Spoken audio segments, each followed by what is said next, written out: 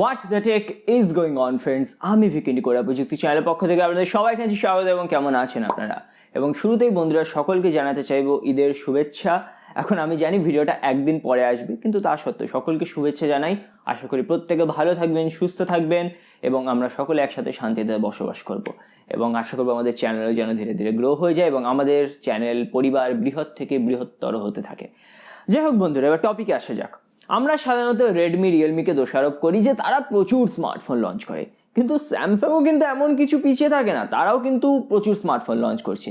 এবং আজকে বলতে পারেন একটি স্মার্টফোনের পুনরুত্থান হয়েছে এবং সেই স্মার্টফোনটার নাম হচ্ছে গ্যালাক্সি M21 2021 এডিশন। এখন M21 আমরা জানি গত বছর লঞ্চ হয়েছিল এবং আজকে বলতে পারেন সে একই পুরনো ফোনটা আবার নতুনভাবে কিন্তু লঞ্চ হয়ে গেছে ইন্ডিয়াতে। তো এই ভিডিওতে বন্ধুরা আমরা এই স্মার্টফোনটা স্পেক সম্পর্কে আলোচনা করবো, এর দাম কত ভারতে এবং যদি বাংলাদেশে লঞ্চ হয় কত হতে পারে, এবং আমার পার্সোনালি এই দামে এই ফোনটা কেমন লেগেছে সেসব নিয়ে আলোচনা করবো। কিন্তু তার আগে ছোট্ট অনুরোধ বন্ধুরা, যদি চ্যানেলে নতুন এসে থাকেন তো অবশ্যই চ্যানেলটিকে সাবস্ক্রাইব করার সাথে সাথে বেল আইকনটিকে প্রেস করবেন, যাতে আপনারা এই ধরনের tech videos, analysis videos miss না করেন। আপনাদের প্রত্যেকের উপস্থিতি কিন্তু আমাদের চ্যানেলের জন্য অত্যন্ত প্রয়োজনীয়। তো চলুন ভিডিওতে আগে যাওয়া যাক।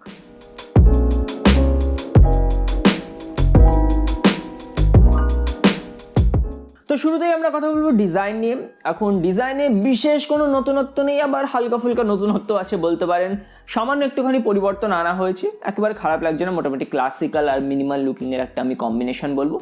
দেখতে মোটামুটি বন্ধুরা ভালোই লাগছে। এটি আপনারা চারকোল ব্ল্যাক এবং ব্লু কালার ভ্যারিয়েন্টে পেয়ে যাবেন। এবার বিল্ড কোয়ালিটি নিয়ে কি বন্ধুরা কথা বলার দরকার আছে? আপনারা জানেন এই দামে স্যামসাং কি দেবে। ইয়েস, এই দামে আপনারা পাবেন পলিকার্বনেট ব্যাক এবং নিশ্চিন্ত থাকুন প্লাস্টিকের যে কোয়ালিটি সেটা কিন্তু যথেষ্ট চিপ হবে। তাড়াতাড়ি এখানে স্ক্র্যাচেস চলে আসবে, তো কেস ইউজ করবেন তাহলে ফোনটা সুরক্ষিত থাকবে।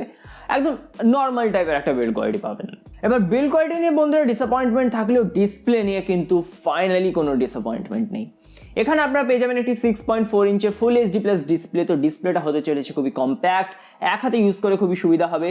কিন্তু এর থেকেও ভালো বিষয় যে এখানে আপনাদের দেওয়া হয়েছে sAMOLED ডিসপ্লে।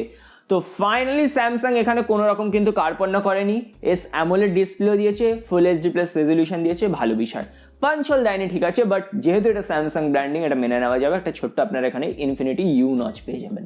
এখন দেখুন ডিসপ্লে প্রোটেকশন নিয়ে তো কোনো কিছু মেনশন করা হয়নি, কিন্তু আমি আশা করছি যে এখানে আপনারা কর্নিং গোরিলা গ্লাস 3 প্রোটেকশন পেয়ে যাবেন। এবার যদি আমরা ফিঙ্গারপ্রিন্ট স্ক্যানার নিয়ে কথা বলি তাহলে ইন ডিসপ্লে তো সম্ভবই নয় এই দামে।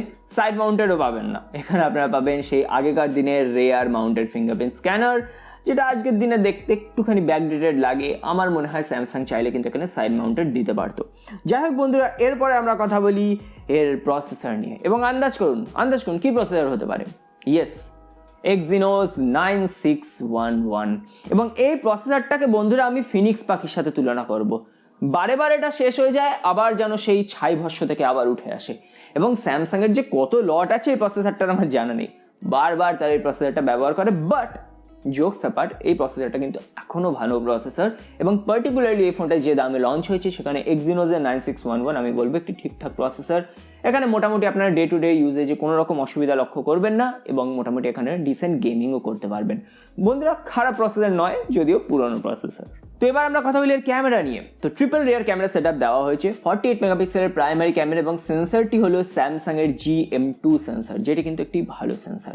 এরপরে দেওয়া হয়েছে 8 মেগাপিক্সেলের আলট্রা ওয়াইড, কিন্তু ভালো বিষয় যে এখানে আপনাদের 123 ডিগ্রি ফিল্ড অফ ভিউ দেওয়া হচ্ছে, যেখানে বাকি কোম্পানিরা কিন্তু 119 ডিগ্রি ফিল্ড অফ ভিউ দেয়। তো এখানে কি হবে, আপনারা আরও বেশি wide field of view capture করতে পারবেন। এবং শেষে দেওয়া হয়েছে একটি 5 মেগাপিক্সেলের ডেপথ সেন্সর, যার বিশেষ কোনো কাজই আপনাদের লক্ষ্য হবে না, তার কারণ এই লেন্সটা এমন কিছু কাজের নয়। কিন্তু ফ্রন্টে বন্ধুরা আপনাদের দেওয়া হচ্ছে একটি 20 মেগাপিক্সেলের সেলফি ক্যামেরা এবং আমি এখনই বাজি লাগাচ্ছি এর সেলফি ক্যামেরা কিন্তু যথেষ্ট ভালো হবে এবং মোস্ট প্রবাবলি রেডমি নোট 10 থেকেও বেটার হবে। তার কারণ এই যে ফ্রন্ট ক্যামেরার প্রসেসিং, এখানে কিন্তু স্যামসাং খুবই ভালো কাজ করে। স্যামসাংয়ের এই অ্যালগোরিদমটা খুবই ভালো এবং এক্সিনোসের 9611 সাথে তাদের এক্সপিরিয়েন্সটা অনেক দিনের। তো আমার মন বলছে ডেফিনেটলি এখানে আপনারা সেলফি ক্যামেরা পারফরমেন্স কিন্তু ভালোই পাবেন এবং ওভারঅল রিয়ার ক্যামেরা পারফরমেন্সও ভালো হবে। এবার বন্ধুরা আমরা যদি সেন্সার্স নিয়ে কথা বলি তাহলে এখানে কোনো রকম সেন্সার্সই স্যামসাং বাদ রাখেনি, তো সেই নিয়ে কোনো রকম সমস্যা হবে না। জাইরো অন করেও খেলতে পারবেন গেম টেম। এবং এখানে ওয়াইড 1L1 সার্টিফিকেশন দেওয়া হচ্ছে কিনা সেটার কিন্তু মেনশন নেই, তো সেটা লঞ্চ হওয়ার পরেই বলা যাবে। যাই হোক বন্ধুরা, এখানে কিন্তু আপনারা সিঙ্গেল স্পিকার পাবেন, তো স্টিরিও স্পিকারসের সাপোর্ট পাবেন না, এবং মোটামুটি শিওর থাকুন স্পিকারটা কিন্তু খুব একটা লাউড হবে না। যাই হোক বন্ধুরা, এখানে আপনারা কিন্তু পেয়ে যাবেন 6000 মিলি অ্যাম্প পাওয়ারের ব্যাটারি, যেটি যথেষ্ট ভালো বিষয়, এবং সাথে পাবেন একটি 15 ওয়াটের চার্জিং অ্যাডাপ্টার। তো আমরা জানি স্যামসাং এর থেকেও দামি ফোনে 15 ওয়াটই দেয়, তো এই ফোনও 15ই পাবেন, এই জায়গায় বিশেষ কোনো কমপ্লেন্টের জায়গা নেই। এখন বন্ধুরা, যে দামটা সেটা খুব interesting. Base variant 4GB RAM 64GB স্টোরেজের সাথে আসছে, এবং তার দাম ভারতীয় মুদ্রায় রাখা হয়েছে 12,500 টাকা, এবং 6GB RAM 128GB স্টোরেজের জন্য আপনাকে খরচ করতে হবে 14,500 টাকা। এবং যদি এই রেশিওটা বর্তমান থাকে এবং যদি বাংলাদেশে লঞ্চ হয় স্মার্টফোনটি, আমার মনে হয় না 22,000 টাকার উপরে কিন্তু ফোনটার দাম যাবে। এবং আমি বলবো বন্ধুরা, এক্সেলেন্ট প্রাইসিং। ইয়েস, আমি জানি ফোনটার কোনো নতুনত্ব নেই, কোনো অভিনবত্ব নেই, কোনো বিশেষ আপগ্রেডও নেই, সব কিছুই প্রায় পুরনো, কিন্তু যে জিনিসটা ভালো সেটা হচ্ছে সব কম্পোনেন্টগুলো ভালো ভালো দেওয়া হয়েছে। এক্সিনোসের 9611 যথেষ্ট কেপেবল প্রসেসর এই দামে। এখানে যে ক্যামেরা সেটআপটা সেটা আমার যথেষ্ট ভালো লেগেছে, ব্যাটারি স্ট্রং, এবং স্যামসাংয়ের যে One UI 3.1 কোর ভার্সন পাবেন সেটাও কিন্তু যথেষ্ট অপটিমাইজড হবে এখানে। তো ওভারঅল বন্ধুরা, আমার কিন্তু ফোনটি খুবই ভালো লেগেছে। এখন দেখুন, আপনারা যদি খুবই বড় স্যামসাং লাভার হন তাহলে ডেফিনেটলি এই ফোনটা আপনাদের জন্য, আপনাদের কোনো দিকে তাকাতে হবে না।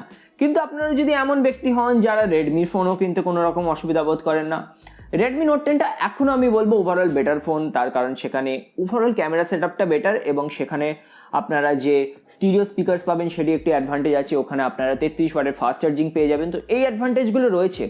কিন্তু স্যামসাংয়ের কাছে এখানে যে অ্যাডভান্টেজটা আছে সেটা হচ্ছে প্রাইসিংয়ের। রেডমি নোট 10 কিন্তু এখন ভারতীয় মুদ্রা শুরু হয় 13,000 টাকায়, আর এটা কিন্তু 500 টাকা কমে স্টার্ট হচ্ছে, এবং সাথে স্যামসাংয়ের যে একটা ব্র্যান্ড ভ্যালু সেটা তো রয়েছেই। তো ডেফিনেটলি বন্ধুরা, আমি পার্সোনালি মনে করি স্যামসাং ইয়েস নতুনত্ব কিছু করেনি, কিন্তু ভালো কাজ করেছে। ডেফিনেটলি এই ফোনটা কেনা যেতে পারে, এটি কিন্তু ভালো ফোন হতে চলেছে। যাই হোক বন্ধুরা, আপনাদের কি মনে হয় কমেন্ট করে জানাতে ভুলবেন না। ভিডিওটি ভালো লাগলে লাইক করে দেবেন। তো আপনার দিন ভালো কাটুক, আসেন আজকের মতো বিদায় নিচ্ছি, সবাই ভালো থাকবেন।